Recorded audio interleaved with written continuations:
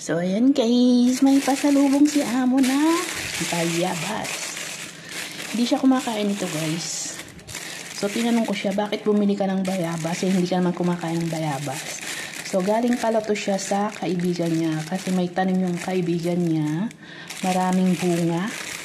Kaya, binigyan siya ng dalawa. At inuwi niya sa akin. So, ayan. Ang lalaki ng bayabas. Yan, talagang halatang galing sa puno kasi meron pa siyang pinagbalutan. Ayan, kakain na tayo ng isa guys. Tikman natin kung matamis. Bago ka magreklamo, tumingin ka muna sa paligid mo. O hindi ba? Napagtanto mo kung gaano ka kaswerte sa buhay. Nagrereklamo ka sa trabahong meron ka habang yung trabaho mo pinagdarasal pa lang ng iba. Meron kang matibay na tahanan samantalang yung iba walang masilungan. Guys, nahiwan na natin. Yung kalahati, nilagay muna natin sa rep. Hindi naman natin maubos.